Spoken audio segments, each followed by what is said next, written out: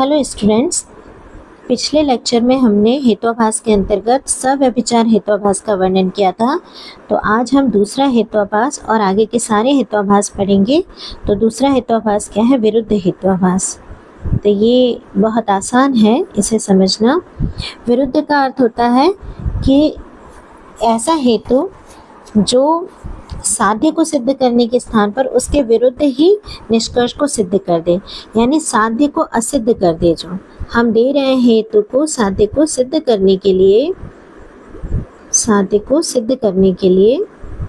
लेकिन एक्चुअल में वो हेतु कर क्या देगा? साध्य को के अभाव को सिद्ध कर देगा, साध्य के अभाव को सिद्ध कर देगा, यानी साध्य के विपरीत निष्कर्ष को सिद्ध कर देता है। तो ऐसा हेतुआभास जो है वो अहेतु कहलाता है, यानी जो हेतु साध्य को सिद्ध करने के स्थान पर उसके विरुद्ध निष्कर्ष को सिद्ध करे उसे विरुद्ध हेतुआभास कहते हैं। डेफिनेशन क्या है? साध्याभाव व्याप्तो हेतुर विरुद्धः, अर्थात साध्य के अभाव से व्याप्त जो हेतु है उसे हम विरुद्ध कहते हैं। अब एग्जाम्पल क्या दिया गया है? जैसे शब्दों नित्यः कृतकत्वात्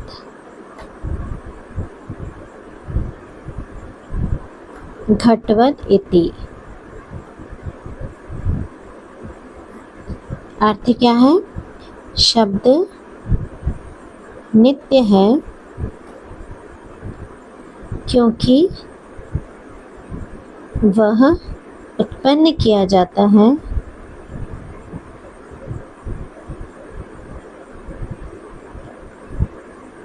जैसे घड़ा। कृतकत्व का अर्थ है उत्पन्न किए जाने योग्य गुण। तो हम शब्द में क्या सिद्ध कर रहे हैं? अब यहाँ पर देखिए, शब्द पक्ष है, नित्यत्व सिद्ध करना है, इसलिए ये हमारे साध्य है। और किसके द्वारा कर रहे हैं हम? कृतकत्व के द्वारा, यानी उत्पन्न किए जाने योग्य होने के कारण कृतकत्व के द्वारा हम सिद्ध कर रहे हैं, और ये हमारा हेतु है इसलिए। और दृष्टांत क्या दे रहे हैं? दृष्टांत यानी एग्जाम्पल दे रहे हैं हम, जैसे घड़ा। तो ये व्याप्ति क्या बनेगी? जो जो उत्पन्न किया जा सकता है वह नित्य है, ऐसी व्याप्ति बनेगी जैसे घड़ा। लेकिन अब देखिए, यहाँ पर मैं रुकी इसलिए गई थी कि जो जो उत्पन्न किया जाता है, जो जो उत्पन्न किया जाता है अब यहाँ व्याप्ति बनाऊंगी तो मुझे लिखना पड़ेगा वह नित्य है, वह नित्य होता है। लेकिन एक्चुअल में ऐसा नहीं होता। एक्चुअल में क्या होता है कि जो भी उत्पन्न किया जाता है कि वह तो अनित्य होता है। और उसका एग्जाम्पल भी दे रहे हैं, जैसे घड़ा अनित्य है, जैसे घड़ा। तो अगर हम उत्पन्न किया जाता है ये हेतु दे रहे हैं तो वो हेतु क्या कर देगा? उसकी अनित्यता सिद्ध कर देगा, नित्यता की जगह। क्योंकि व्यवहार है, हम जानते हैं कि जो भी चीज़ बनाई जा सकती है, जो भी चीज़ उत्पन्न की जाती है, वो सब नष्ट होने योग्य होती है, वह सब नष्ट होती है। यानी जो उत्पन्न होता है, प्राणी उत्पन्न होते हैं, जन्म लेते हैं, फिर मर जाते हैं। कोई भी चीज़ हम बनाते हैं वो सब नष्ट हो जाती है। तो जो भी कुछ उत्पन्न किया जाता है वह नष्ट हो सकता है, इसलिए वो अनित्य होता है। तो अगर हम कृतकत्व हेतु दे रहे हैं, कृतकत्व यानी उत्पन्न करने योग्य हेतु दे रहे हैं शब्द की नित्यता को सिद्ध करने के लिए, तो कृतकत्व हेतु का होना ही स्वयं में शब्द में अनित्यता को सिद्ध कर देता है। इसलिए ये क्या हुआ? विरुद्ध हेतुआभास हो गया कृतकत्वात्, क्योंकि ये नित्यता को सिद्ध न करके अपने आप में ही अनित्यता का ज्ञापक होने से अनित्यता को सिद्ध कर देता है। तो ये विरुद्ध हेतुआभास है। हेलो स्टूडेंट्स, इसके पहले के लेक्चर में हमने सव्यभिचार हेतुआभास का वर्णन किया था। आज हम पढ़ने वाले हैं सत्य प्रतिपक्ष हेतुआभास। तो सत प्रतिपक्ष हेत्वाभास क्या है, इसके लिए पहले हम ये हेत्वाभास यानी अहेतु है, हेत्वाभास यानी अहेतु पढ़ने वाले हैं। और हमने इसके पहले के लेक्चर में हेतु के यानी सद हेतु के लक्षण में एक लक्षण पढ़ा था असत प्रतिपक्ष, असत प्रतिपक्षत्व, यानी सद हेतु हम तब कहते हैं जब उसमें कोई सत प्रतिपक्ष नहीं हो, यानी सत प्रतिपक्ष पक्ष का न होना। ठीक है, इस बात को आप अच्छी तरह समझ लीजिए कि सद हेतु के लक्षण में है असत प्रतिपक्षत्व यानी सत प्रतिपक्ष का न होना। ठीक है, और यदि सत प्रतिपक्ष उपस्थित है तो क्या हो जाएगा, अहेतु हो जाएगा, यानी सत प्रतिपक्ष हेत्वाभास हो जाएगा। तो जहाँ पर सत प्रतिपक्ष रूपी हेतु अंतर उपस्थित है उसे हम कहते हैं सत प्रतिपक्ष हेत्वाभास। तो परिभाषा ये देख लेते हैं हम इसकी क्या है। परिभाषा कही गई है साध्याभाव साधकम, साध्याभाव साधक हेत्वंतरम, हेत्वंतरम यस्य स सत प्रतिपक्षः।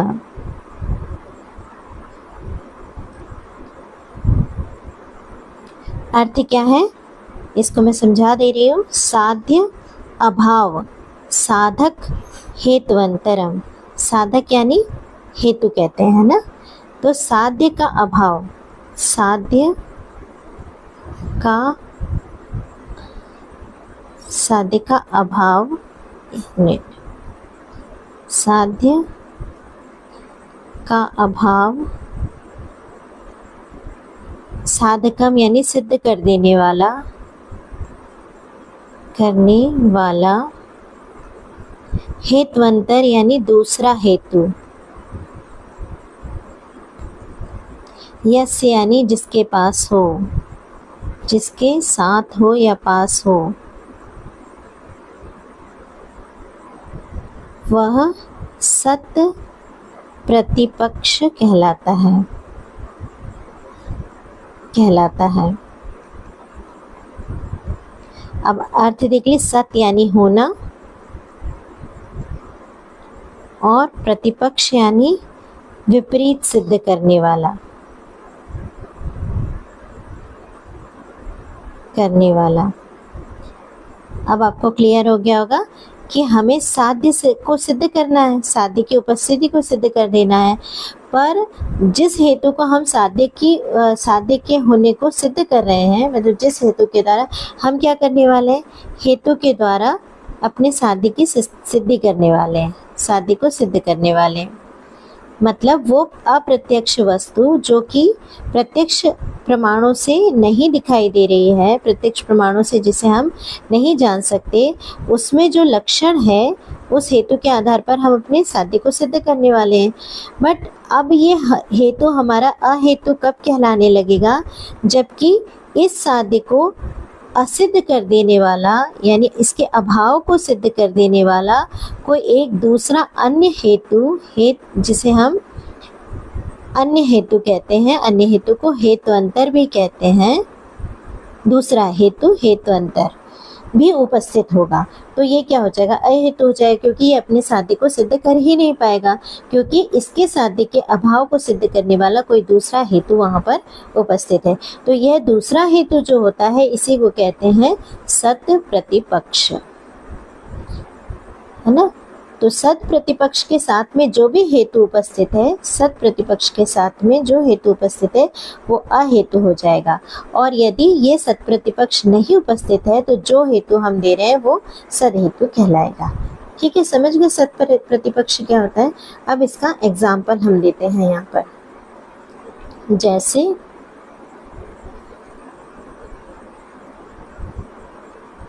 जैसे शब्दो नित्यः श्रावणत्वात्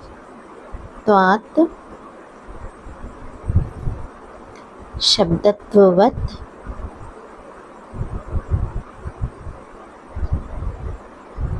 और शब्दो अनित्यः अनित्यः कार्यत्वात् घटवत्। कोई भी जो व्यक्ति है वो ये दोनों सेंटेंस या दोनों वाक्य एक साथ कह रहा है। शब्दों नित्य श्रावणत्वात्, शब्द नित्य है क्योंकि उसमें श्रावण है यानी सुने जाने योग्य है। वो श्रावण का अर्थ होता है सुने जाने योग्य, सुने जाने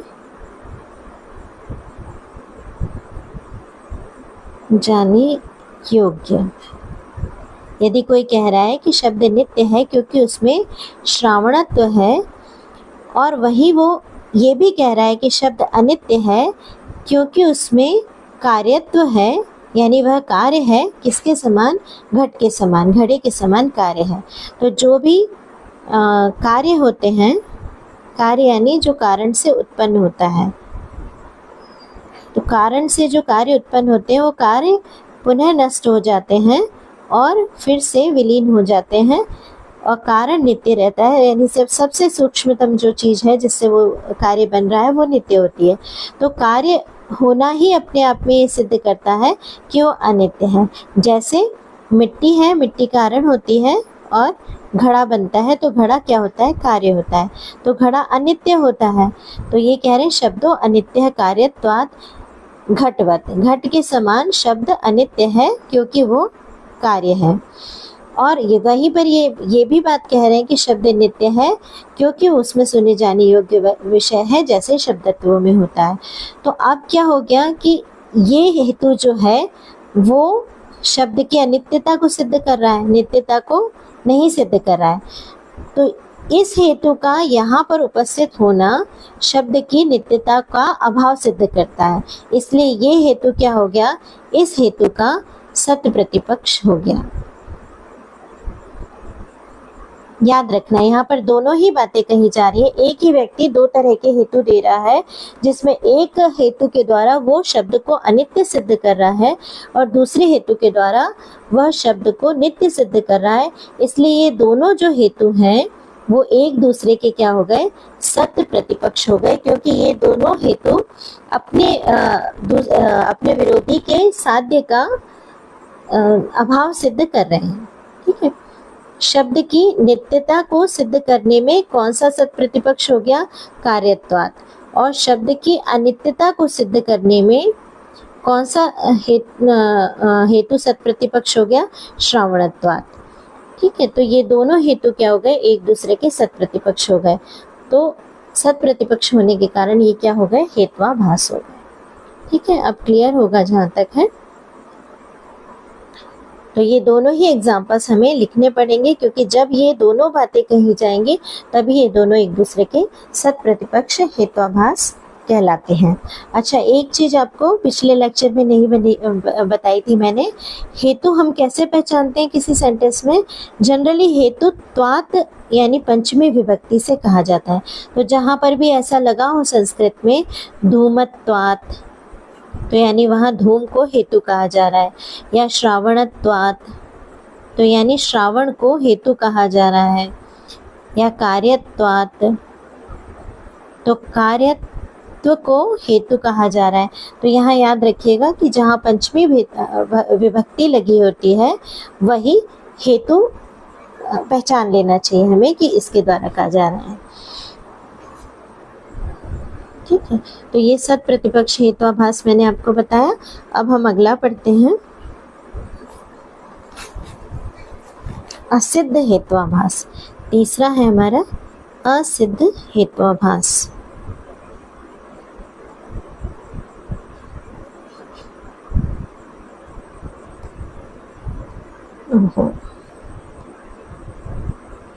असिद्ध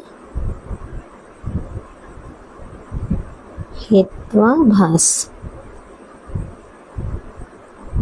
तो ये क्या है, जब हम किसी साध्य को सिद्ध करने के लिए ऐसे हेतु का उपयोग कर रहे हैं, हमारा किसे सिद्ध कर रहे हैं, हम साध्य को सिद्ध करने के लिए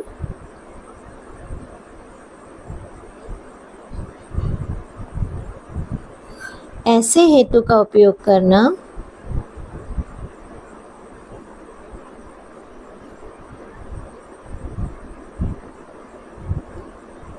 जो स्वयं असिद्ध हो। मतलब जिस हेतु के द्वारा हम अपने साध्य को बताने जा रहे हैं कि ये सिद्ध है, इस हेतु के द्वारा वो स्वयं ही उसका अपना अस्तित्व ही चैलेंजेबल है, उसका अपना अस्तित्व ही सिद्ध नहीं है, तो क्या कहते हैं, उसे असिद्ध हेतुआभास कहेंगे। जैसे एग्जाम्पल दिया जाता है कि अगर हम कहते हैं कि छाया द्रव्य है क्योंकि उसमें गति है। ठीक है, यहाँ पर क्या है, छाया हमारा पक्ष है, द्रव्यत्व द्रव्य है, ये सिद्ध कर रहे हैं, तो द्रव्यत्व क्या है, साध्य है, और किसके द्वारा हम सिद्ध कर रहे हैं, उसमें गति होना, तो ये हमारा हेतु है क्योंकि उसमें गति है। अब यहाँ देखिए कि छाया में गति होती है, गति होने के माध्यम से हम ये सिद्ध कर रहे हैं कि ये द्रव्य है, क्योंकि जिसमें गति होती है वो द्रव्य है। इस तरह से हम व्याप्ति बनाने वाले हैं। लेकिन हम सभी प्रमाणों के द्वारा जानते हैं कि छाया में गति नहीं होती, बल्कि गति किसमें होती है, द्रव्य में ही होती है। मतलब जिसकी छाया जो वो होती है, जिस द्रव्य की या जिस मनुष्य की या जिस भी विषय की, विषय नहीं कहना चाहिए इसको, द्रव्य ही कहना चाहिए, जिस भी द्रव्य की छाया होती है गति उसमें होती है, न कि छाया में। तो हम गति होने के माध्यम से, गति होना इस हेतु के माध्यम से छाया को द्रव्य कैसे सिद्ध कर सकते हैं।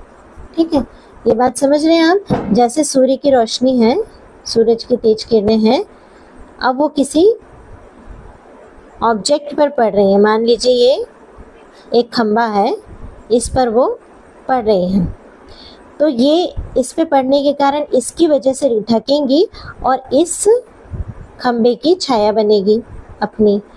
तो ये छाया जब बन रही है, अब सूरज जैसे जैसे जैसे जैसे आगे बढ़ता जाएगा तो ये छाया चलने लगेगी आगे, अब इधर आ जाएगी ये, फिर और इस तरफ आ जाएगा जब सूरज, तो छाया किधर चली जाएगी, इधर चली जाएगी, उसके पीछे चली जाएगी। तो ये गति जो हो रही है वो किसके कारण हो रही है, सूरज की रोशनी के कारण हो रही है, सूरज की रोशनी को ये ढक रही है। अब मान लीजिए कोई चलने वाला प्राणी है, तो ये जहाँ जहाँ चलेगा सूरज से ढका हुआ रहेगा, तो वहाँ वहाँ छाया चलेगी। जैसे ये चलने वाला कोई प्राणी है, खिलौना है मान लीजिए, और उसके वो सूरज की रोशनी से रोशनी उसके कारण ढक रही है, तो यहाँ पर उसकी छाया बन रही है। तो ये जहाँ जहाँ चलेगा वहाँ वहाँ उसकी छाया भी चलेगी। तो एक्चुअल में गति किस में हो रही है, इस जानवर में विशेष गति हो रही है, न कि इस छाया में गति हो रही है। तो छाया में गति होने के माध्यम से हम कुछ भी अगर सिद्ध करने जा रहे हैं, तो चूंकि जिस हेतु को हम दे रहे हैं वो स्वयं ही असिद्ध है, छाया में गति होती नहीं है, तो गति होने के माध्यम से हम जो भी सिद्ध करेंगे वो हमारा प्रमाणिक नहीं होगा। इसलिए ये क्या है, असिद्ध हेतुआभास है। जो हेतु हम दे रहे हैं ये गति होना किसमें, छाया में, ये असिद्ध हेतुआभास है। अब आइए इसको हम देखते हैं कि इसके टाइप्स क्या होते हैं। तो सब इसके 3 टाइप्स होते हैं। पहला आश्रय सिद्ध, आश्रय सिद्ध, ये याद रखने हैं हमें अच्छे से, ये अवग्रह है, आश्रय सिद्ध। दूसरा है स्वरूप सिद्ध, और तीसरा है व्याप्यत्व सिद्ध।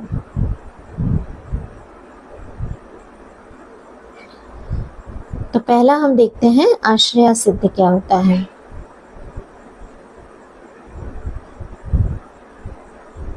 आश्रया चूंकि बड़ी आ की मात्रा है और उसके साथ असिद्ध का अ जुड़ा है, इसलिए यहाँ पर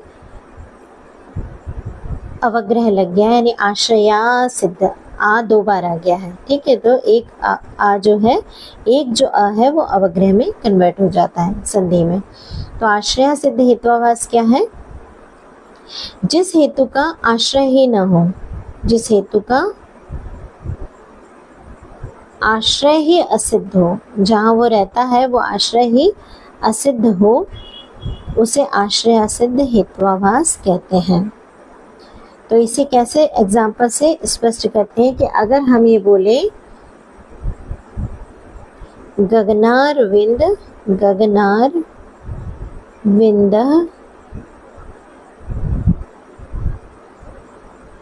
सुरभि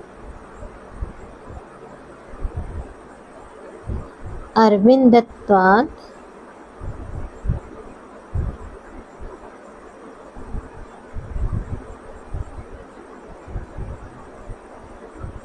सरोजारविंदवत्।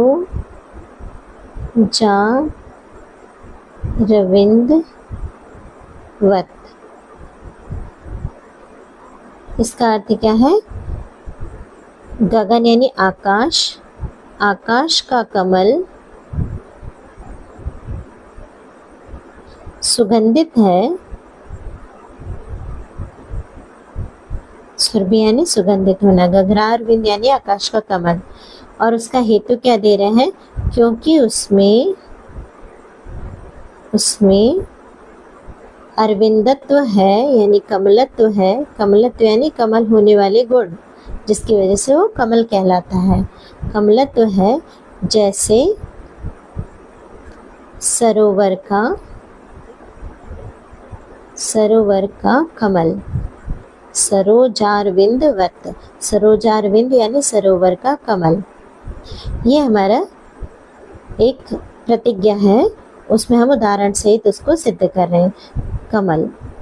तो यहाँ पर क्या है? आकाश का कमल पक्ष है, जिसे हम आश्रय भी यहाँ कह सकते हैं, और इस कमल में हम सुगंधित होना सिद्ध कर रहे हैं कि ये सुगंधित है, आकाश का कमल भी सुगंधित है, और कारण दे रहे हैं, हेतु दे रहे हैं कि उसमें कमलत्व है, अरविंदत्व है। ठीक है, और यहाँ पर ये दृष्टांत दे रहे हैं जैसा सरोवर का कमल ना, तो जहाँ जहाँ कमलत्व है वहाँ वहाँ सुगंधित होती है, जैसे सरोवर के कमल में, इसीलिए आकाश का कमल भी सुगंधित है। अगर ये हम सेंटेंस बनाकर और पंचावय वाक्यों के द्वारा सिद्ध कर रहे हैं, तो इसमें जो अरविंदत्वात् हम हेतु दे रहे हैं, ये हेत्वाभास हो जाएगा। क्यों?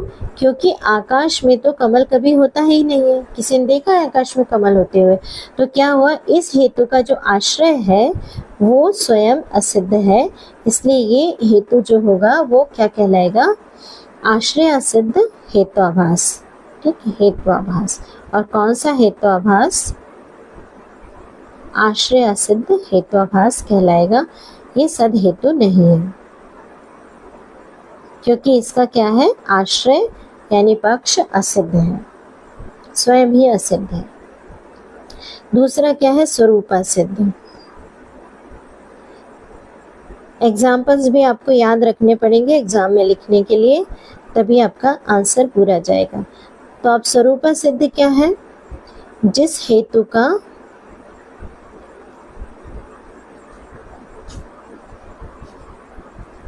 आश्रय तो है, पर वह हेतु उस आश्रय में न रहता हूँ। मतलब आश्रय तो है, ये हो सकता है, पर वो हेतु उस आश्रय में नहीं रहता, उसका स्वभाव नहीं है, उसका गुण नहीं है उस आश्रय में रहने का, पर हम वो हेतु दे रहे हैं उस गुण के साथ में। तो इसका एग्जाम्पल कैसे होगा? जैसे शब्दों गुणः चाक्षुषत्वात्। अब देखिए इसमें त्वात् लिखा है, तो इसका मतलब ये क्या हुआ? ये हमारा हेतु रहेगा।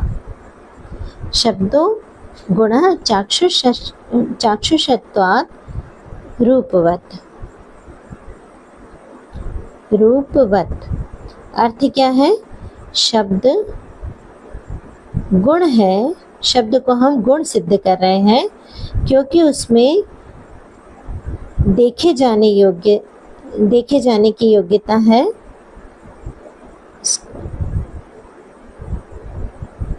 क्योंकि उसमें चाक्षुषत्व है, यानी देखे जाने, क्योंकि वह देखे जाने योग्य है, देखे जाने योग्य गुण है उसमें, जैसे रूप। अब ये अगर हम उदाहरण सहित भी दे रहे हैं तो यहाँ पर ये पक्ष है, शब्द गुणत्व हम उसमें सिद्ध कर रहे हैं तो ये साध्य है, और चाक्षुषत्व हेतु दे रहे हैं हम, और ये दृष्टांत दे रहे हैं। यहाँ तक ये दृष्टांत है हमारा, जैसे रूप। तो ये बना तो सकते हैं वाक्य, लेकिन अब देखिए यहाँ पर स्वरूपा सिद्ध हेत्वाभास कैसे हो गया चाक्षुषत्वात्, क्योंकि चाक्षुषत्व जो गुण है, जो प्रॉपर्टी है, वो शब्द में पाई ही नहीं जाती। यानी आश्रय तो शब्द होता है, लेकिन शब्द का आश्रय चाक्षुषत्व शब्द का आश्रय नहीं होता। ये हेतु इस आश्रय में नहीं रहता। शब्द आश्रय तो है, पर किसका आश्रय है? श्रावणत्व का है। तो आश्रय तो है ना, शब्द किसी का आश्रय तो होता है, पर किसका होता है? श्रावणत्व का होता है। तो इस हेतु का आश्रय ये नहीं होता है, इसलिए इसका स्वरूप ये नहीं होने से ये क्या हो गया? स्वरूप सिद्ध हेत्वाभास हो गया। चाक्षुषत्व कहाँ रहता है? रूप में रहता है, न कि शब्द में रहता है। तो ये केवल रूप में ही रहेगा, शब्द में होता ही नहीं। तो हम इसके आधार पर शब्द को गुण नहीं सिद्ध कर सकते। शब्द गुण होगा, पर उसके लिए हेतु कोई दूसरा देना पड़ेगा। इस हेतु के आधार पर हम नहीं सिद्ध कर पाएंगे, क्योंकि ये स्वयं ही स्वरूपा सिद्ध है। जिस हेतु को हम दे रहे हैं सिद्ध करने के लिए, वो शब्द रूपी पक्ष में रहता ही नहीं है। तो ये क्या है? स्वरूपा सिद्ध हेत्वाभास हुआ। अब हम अगला देखते हैं, व्याप्यत्वा सिद्ध।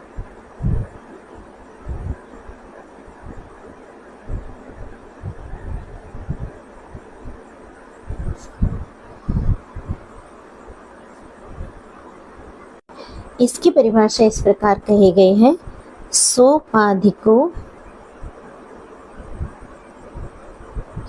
हेतुर व्याप्यत्वा सिद्धः। तो सबसे पहले तो इसको किस तरह से याद रखना है? सोपाधिको। सोपाधिको मतलब उपाधि सहित, उपाधि सहित हेतु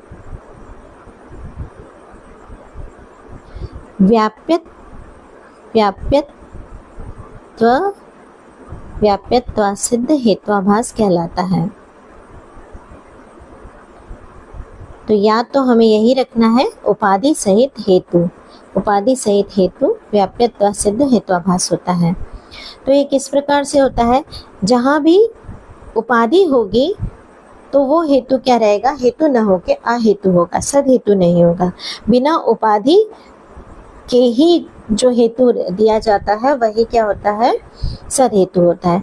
तो उपाधि सहित मतलब, अब हम यहाँ इसको पहले समझा देते हैं, फिर बताएंगे उपाधि क्या होती है। तो अभी हमने क्या पढ़ा था कि जहाँ जहाँ अग्नि है, या हम क्या इसको इस तरह से कहें कि हम क्या सिद्ध कर रहे थे कि पर्वत पर अग्नि है, अग्नि है क्योंकि वहाँ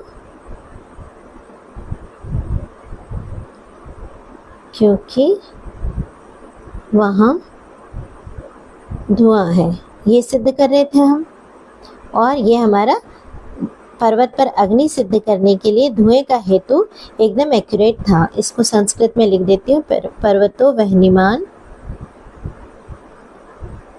धूमत्वात्। ये हम सिद्ध कर रहे थे, और उसके लिए धूमत्वात् ये पंचमी विभक्ति से लिखा हुआ है, इसलिए यही हेतु है। तो ये जो हेतु दे रहे थे ये क्या था, सद हेतु था, क्योंकि यहाँ पर कोई भी उपाधि नहीं है। अब उपाधि को समझते हैं हम कि किस तरह से है।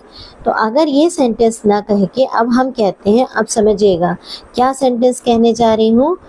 पर्वत पर धुआं है क्योंकि वहाँ अग्नि है।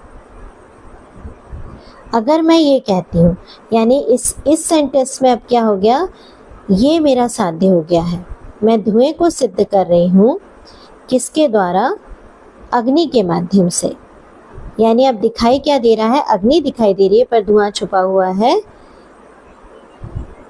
और धुएं को सिद्ध कर रहे हैं हम अग्नि के माध्यम से। तो अग्नि हेतु है, धुआं साध्य है, और पर्वत पक्ष है। पक्ष वही है लेकिन साध्य हमारा धुआं है और अग्नि हेतु है। तो क्या अग्नि के माध्यम से, यानी अग्नि को हेतु देकर धुएं को सिद्ध कर सकते हैं पर्वत पर? तो ये नहीं सिद्ध कर सकते, क्योंकि ये क्या है, उपाधि सहित हेतु होने से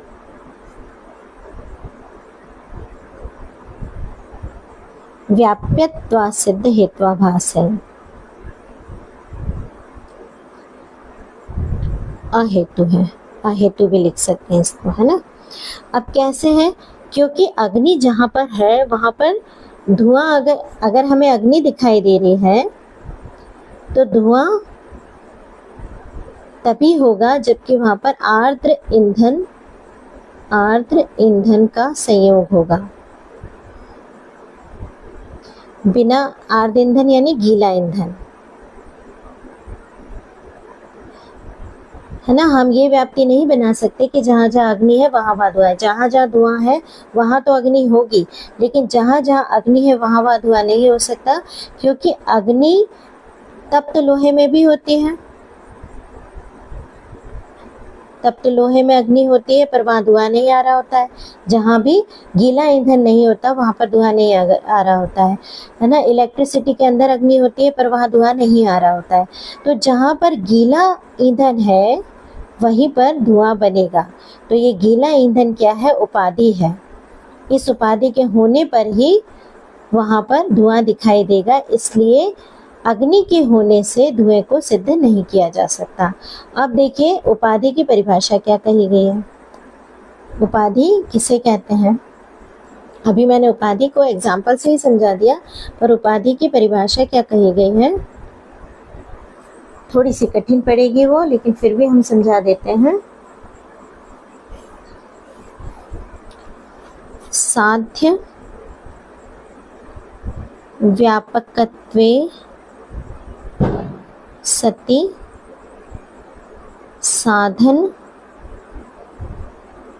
साधना व्यापकत्वम उपाधि है। इसको अलग अलग करके भी समझा दूंगी मैं यहाँ पर। जो साध्य का व्यापक हो पर साधन का अव्यापक हो, वह उपाधि है। ये परिभाषा आपको याद रखनी है।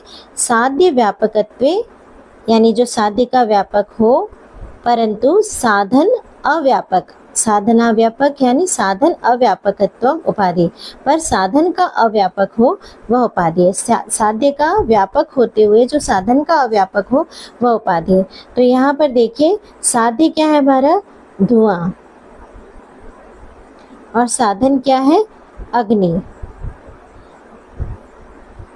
तो उपाधि आर्द्र यानी गीला ईंधन, आर्द्र न लिख के गीला ही लिख देती हूँ मैं, तो आप लोगों को समझ में आसानी होगा। गीला ईंधन संयोग, ये क्या है, अभी साध्य हमारा धुआं है, तो ये इसका तो व्यापक है। गीले के ईंधन का अगर संयोग हुआ तो धुआं जरूर आता है, पर अग्नि का व्यापक ये नहीं है, क्योंकि गीला ईंधन जहाँ हो वहाँ अग्नि हो ये जरूरी नहीं है।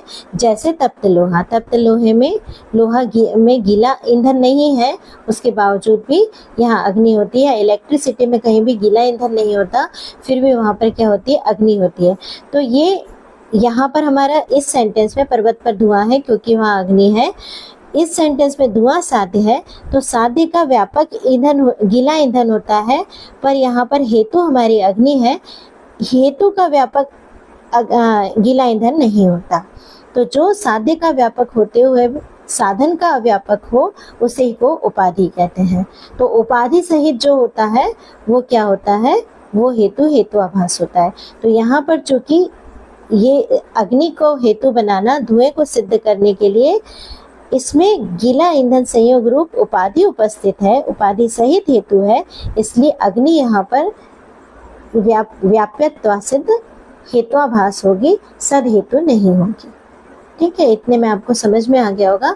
और मोटे तौर पर अगर आप याद रखें तो जहाँ पर उपाधि है, उपाधि सहित हेतु जो है वो क्या है, व्याप्यता सिद्ध हेतुआभास कहलाता है, वो सद हेतु नहीं होता है। और इस एग्जाम्पल में पर्वत पर धुआं है क्योंकि वहाँ अग्नि है। अगर हम पर्वत पर धुएं को अग्नि के माध्यम से सिद्ध कर रहे हैं तो ये अग्नि रूपी हेतु चूंकि उपाधि सहित हेतु है, वहाँ पर आर्ध ईंधन का संयोग रूप उपाधि होना जरूरी है, इसलिए ये क्या है, असिद्ध हेतुआभास है। इसको हम इस तरीके से लिख सकते हैं। ठीक है, तो ये मैंने 3 असिद्ध के हेतुआभास बता दिए। अब जो लास्ट है वो क्या है, बाधित हेतुआभास। बहुत आसान है, इसको हम आसानी से समझ सकेंगे। बाधित हेतुआभास, इसकी क्या परिभाषा है, यस्य साध्याभावः प्रमाणांतरेण निश्चितः स बाधितः। अर्थ क्या है, जिस हेतु के साध्य का अभाव साध्याभावः दूसरे प्रमाणों द्वारा, दूसरे किसी प्रमाण द्वारा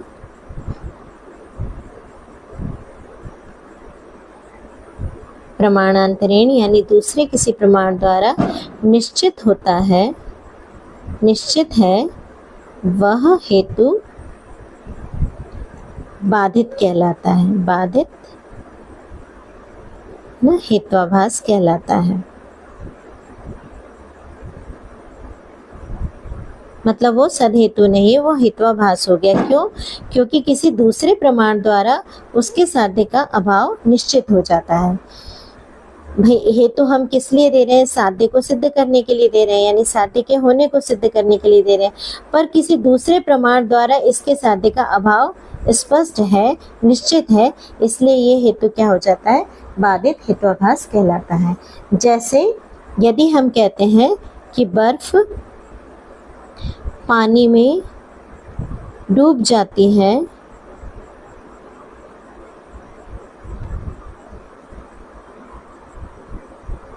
क्योंकि वह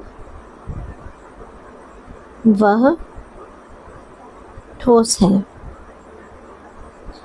ठीक है, यहाँ पर हम कह रहे हैं, यहाँ पर अब देखिए बर्फ पक्ष है, इसको हम सिद्ध क्या कर रहे हैं, पानी में डूब जाना, ये हमारा साध्य है।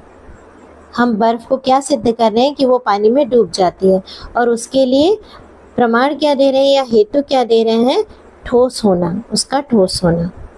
ठीक है, बर्फ पक्ष है, उसको हम सिद्ध कर रहे हैं कि वो डूब जाती है, किसमें, पानी में, और उसके लिए हेतु दे रहे हैं क्योंकि वह ठोस है। तो अब ये ठोस होना हेतु हमारा बाधित हो गया, किसके द्वारा? प्रत्यक्ष प्रमाण के द्वारा, क्योंकि सभी ने प्रत्यक्षतः देखा है कि बर्फ पानी में डूबती नहीं है बल्कि तैरती रहती है। तो ये क्या हो गया? ये हेतुआभास क्यों हो गया?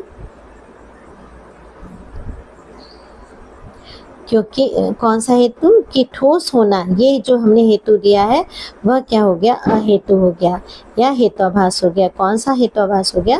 बाधित हेतुआभास हो गया, क्योंकि ये प्रत्यक्ष प्रमाण द्वारा बाधित है ऑलरेडी।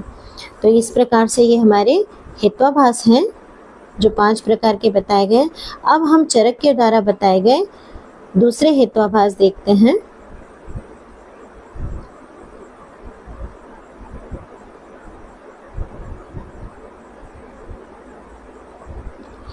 आचार्य चरक ने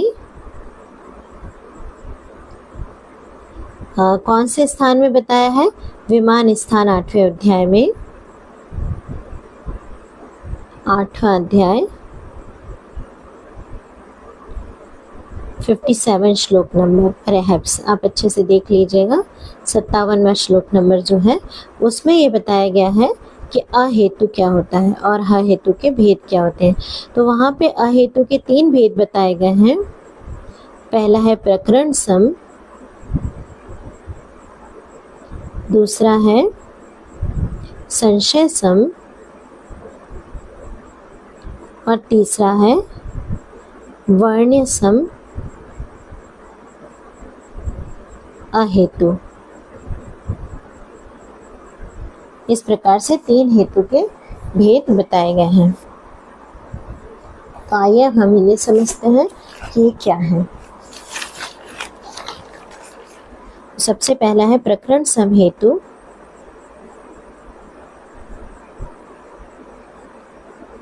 इसको समझने के लिए हम सबसे पहले न्याय दर्शन की परिभाषा देखते हैं, क्योंकि आचार्य चरक ने केवल एग्जाम्पल के द्वारा इसे समझाया है, तो हम परिभाषा के द्वारा पहले समझते हैं।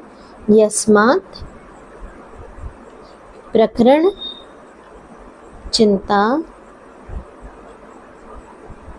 स एव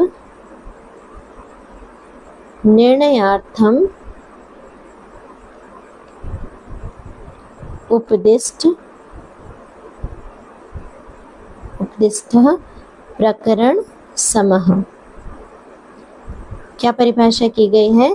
कि जो प्रकरण चिंता है स एव, उसी को ही निर्णयार्थम, निर्णय करने के लिए उपदेश किया जाए, यानी उसी को हेतु बना दिया जाए। निर्णय करने के लिए हम क्या देते हैं? प्रमाण देते हैं, हेतु देते हैं। तो प्रकरण चिंता, जिस प्रकरण पर हम विचार कर रहे हैं उस प्रकरण को ही निर्णयार्थ अगर हेतु बना दिया जाए तो वो क्या कहलाता है? प्रकरण सम हेतुआभास कहलाता है।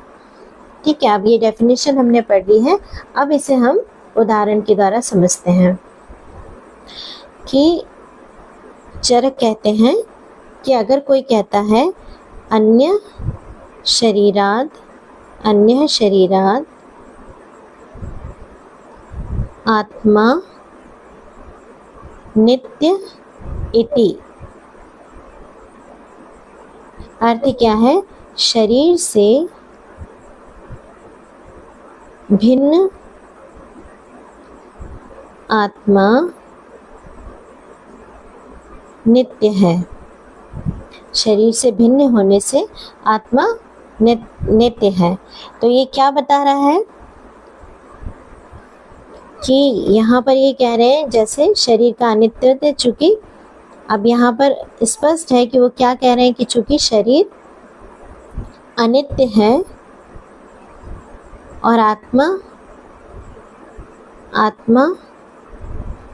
इससे भिन्न है, इससे विधर्मी है ना, इससे वैधर्म्य है इसका, आत्मा का। इसी कारण से, क्योंकि अनित्य है और आत्मा इससे अलग है, भिन्न है, इसलिए नित्य है, अतः नित्य है। ये प्रकरण चल रहा है, इसके ऊपर विचार चल रहा है, ये प्रकरण है हमारा। और यदि कोई व्यक्ति इसमें आत्मा की नित्यता को सिद्ध करने के लिए यह कहे कि यस्मात् अन्यः शरीरात्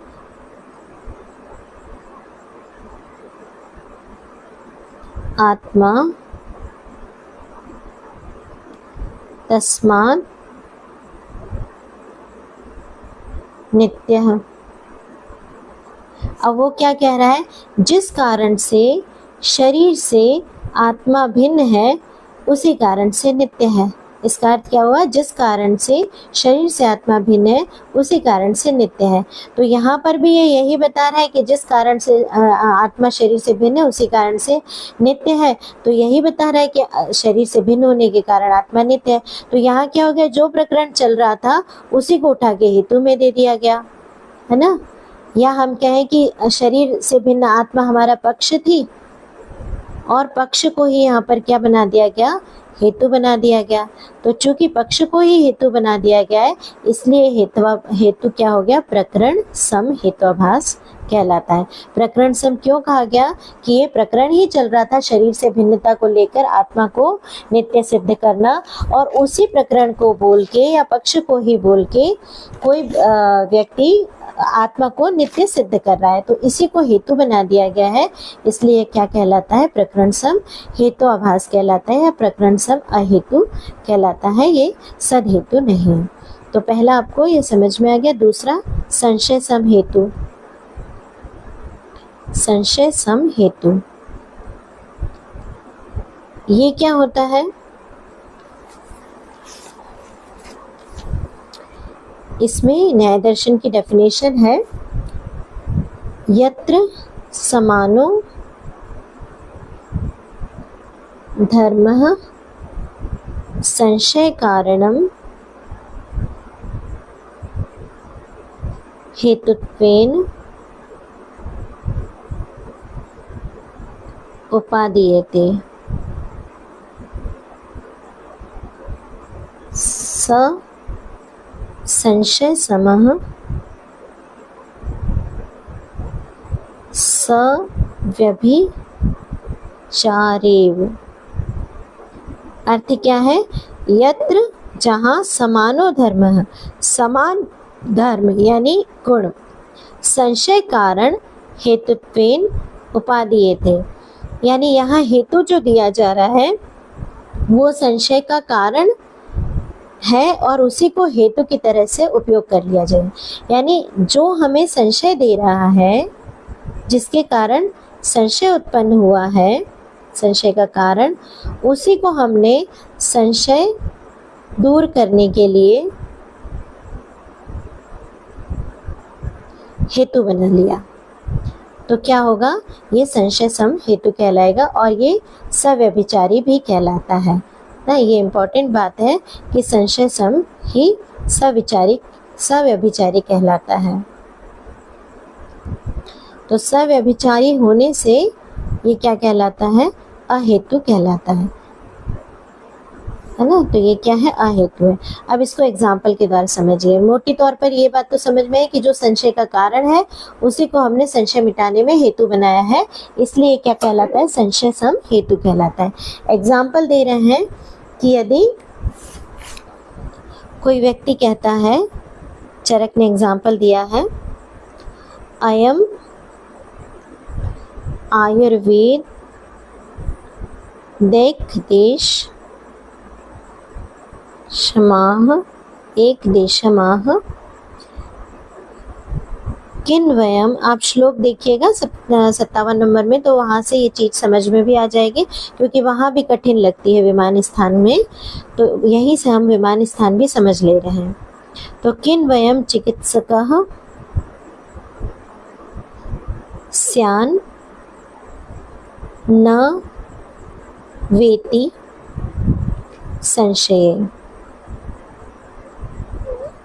तो वहाँ बात क्या चल रही है कि अयम आयुर्वेद एक देशमाह, ये व्यक्ति जो है, अयम यानी ये व्यक्ति जो है आयुर्वेद का एक देश को कह रहा है, यानी आयुर्वेद के एक अंश के बारे में बात कर रहा है। मतलब किसी के बारे में कहा जा रहा है कि चूंकि ये व्यक्ति आयुर्वेद के एक अंश के बारे में बात किया जा रहा है, तो किन वयम चिकित्सकः, तो क्या ये चिकित्सक है, अथवा न वायति, या चिकित्सक नहीं है, इति संशय है, ये संदेह उत्पन्न हो रहा है। चूंकि ये व्यक्ति आयुर्वेद के किसी एक अंश के बारे में कह रहा है, इसलिए ये चिकित्सक है या नहीं है, इस बारे में संशय उत्पन्न हो रहा है। तो संशय का कारण क्या बनता है? आयुर्वेद के एक अंश के बारे में ही वर्णन करना। ये क्या बन रहा है? उसके चिकित्सक होने या न होने में संशय उत्पन्न कर रहा है। अब कोई दूसरा व्यक्ति इसके लिए प्रमाण दे। दूसरा व्यक्ति क्या कह रहा है इसे सिद्ध करने के लिए कि यस्मात् अयम आयुर्वेद देश माह, यस्मात् अयम आयुर्वेद देश माह तस्मात् चिकित्सकम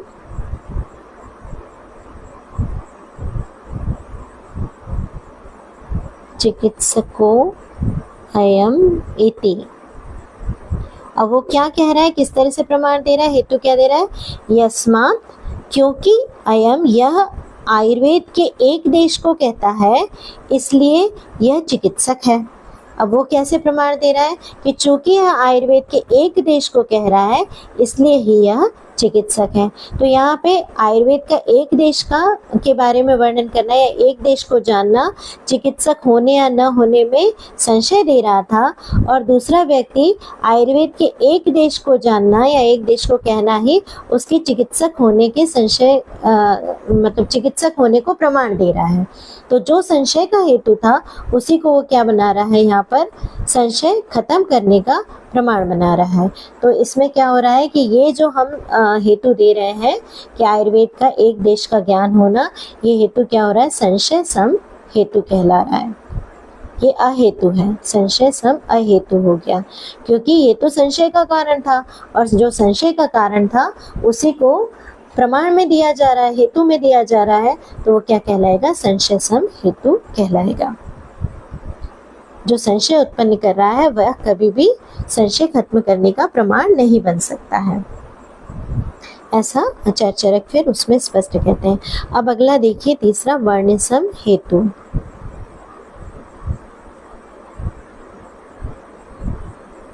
ठीक है, अब पहले और दूसरे का एक बार फिर मैं आपको बोल के बता दूं कि यहाँ पर पहले मैं उसको ही समझा देती हूँ, फिर अगले का बताऊंगी।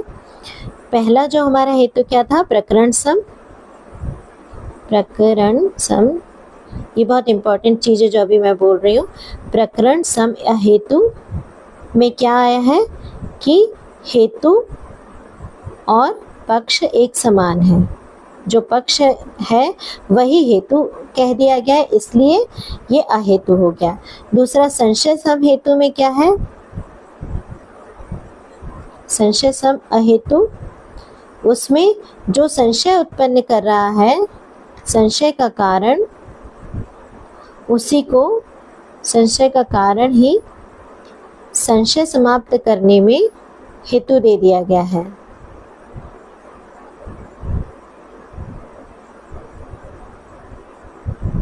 है ना? तो हेतु और पक्ष समान नहीं हो सकते, इसलिए यह हेतु था।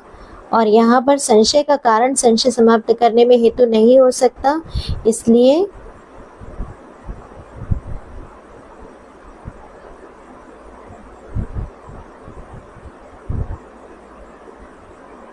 पक्ष के समान हेतु नहीं होना चाहिए, और यहाँ पर संशय कारण जो है वो संशय को समाप्त करने में हेतु नहीं हो सकता, इसलिए संशय सम अहेतु कहलाया। और तीसरा अब हम बता रहे हैं वर्ण सम अहेतु। ठीक है, तो मोटे मोटे तौर पे ये चीज़ें हमें याद रखनी है कि जो पक्ष होता है उसी को हम हेतु नहीं बना सकते, ऐसे ही जो संशय का कारण है उसी को हम संशय समाप्त करने वाला हेतु नहीं बना सकते, और ये दोनों इसलिए प्रकरण सम अहेतु और संशय सम अहेतु कहलाए। अब हम समझते हैं कि वर्ण सम अहेतु क्या, ये थोड़ा कठिन है, तो मैं तो आपको ये बोलूँगी कि इसको अगर ज़्यादा न समझ में आए तो रट लेना, वो ज़्यादा आपके लिए अच्छा रहेगा। फिर भी मैं कोशिश करती हूँ कि आपको ये समझ में आ जाए। तो वर्ण सम हेतु क्या है?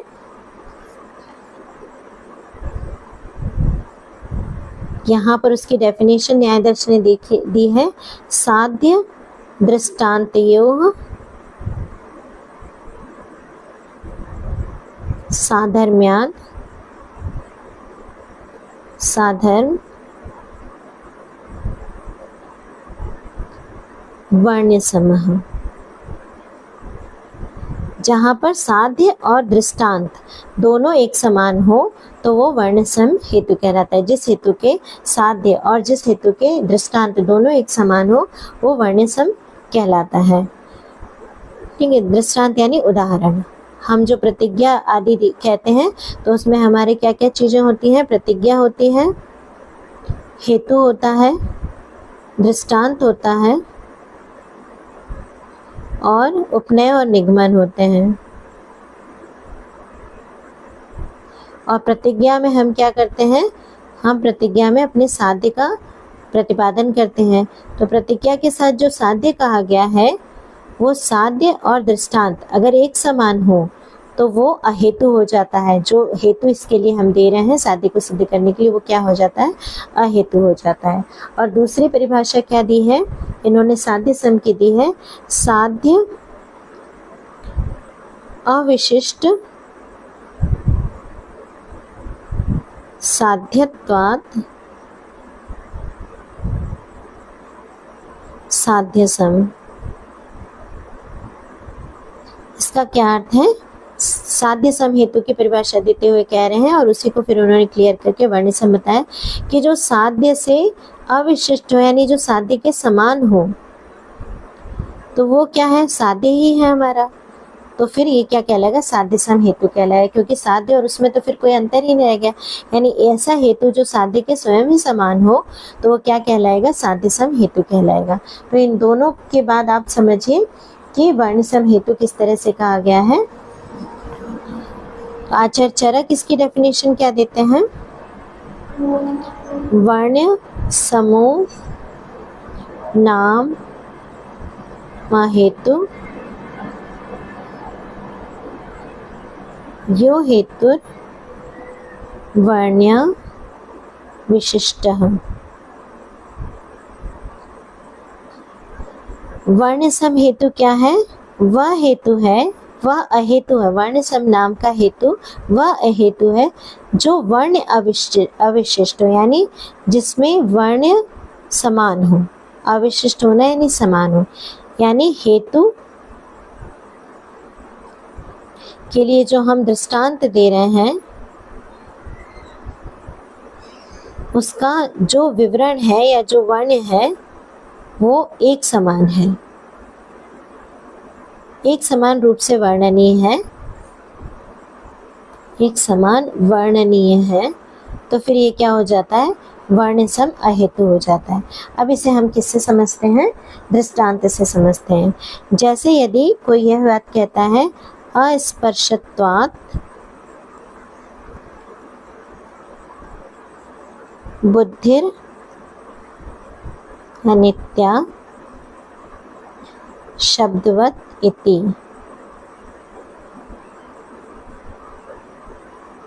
इसका अर्थ क्या है? बुद्धि अनित्य है क्योंकि स्पर्श करने योग्य नहीं है,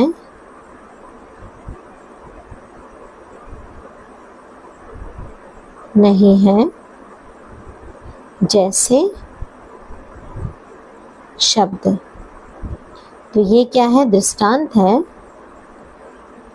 और स्पर्श अस्पर्शत्व जो है वो हेतु है और इसे हम अनित्यता साध्य है, अनित्यता को सिद्ध कर रहे हैं बुद्धि में। तो इसमें आचार्य चरक बताते हैं कि चूंकि बुद्धि है, बुद्धि का जो धर्म कहा गया है वो अनित्यता है, ये हम सिद्ध कर रहे हैं। तो अनित्यता धर्म से बुद्धि का वर्णन किया जा रहा है। बुद्धि में हम अनित्यता है ये सिद्ध कर रहे हैं और शब्द भी अनित्य ही होता है। आचार्य चरक ने शब्द को अनित्य माना है। शब्द का धर्म भी अनित्यता है, अनित्यत्व है। तो बुद्धि को भी अनित्यता के द्वारा जाना जाता है या वर्णन किया जाता है, और शब्द का धर्म भी अनित्यत्व बताया जाता है। तो इन दोनों का चूंकि वर्णन एक ही तरह से किया जाता है, वर्णन समान होता है, तो इसलिए ये क्या कहलाते हैं, वर्ण सम होते हैं। ठीक है, वर्ण सम होने से ये क्या है, एक समान है, एक समान है। तो ये दोनों क्या हो गए, इन दोनों को अनित्यता धर्म के कारण शब्द और बुद्धि एक समान हो गए। तो जो हमारा साध्य है वो दृष्टांत के समान हो गया, समान। ठीक है, साध्य दृष्टांत में कोई अंतर नहीं रह गया, इसलिए ये जो हम हेतु दे रहे हैं स्पर्शत्वात्, वह क्या हो गया है, वर्ण सम अहेतु हो गया है। क्योंकि हमें आपको ऊपर मैंने डेफिनेशन बताई थी कि हेतु और साध्य दृष्टांतियों साधर्म्यात् वर्ण सम अहेतु। तो साध्य और दृष्टांत अगर साधर्म्य में रखते होंगे आपस में, तो वो वर्ण सम हेतु कहलाएंगे। तो यहाँ पर अनित्यत्व बुद्धि का धर्म है, ये सिद्ध करना है, और दृष्टांत जो दे रहे हैं वो स्वयं भी अनित्यत्व धर्म वाला है। शब्द में अनित्यत्व होता है, इसलिए इन दोनों में आपस में साधर्म्य हो गया, तो वो क्या कहलाता है, वर्ण सम अहेतु कहलाता है। इसलिए हम ये हेतु सद हेतु नहीं मानते, इसलिए ये क्या है, वर्ण सम अहेतु है। इस तरह से आचार्य चरक ने 3 प्रकार के हेतु बताए हैं। तो तीनों प्रकार में प्रकरण समय मैंने बताया आपको कि हेतु और पक्ष समान हो गए, इसलिए वो प्रकरण सम था। और संशय सम में क्या था कि हेतु जो संशय का कारण था वही संशय समाप्त करने में हेतु दिया जा रहा है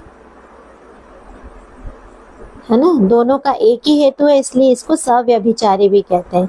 व्यभिचरित होना यानी दोनों में एक ही होना।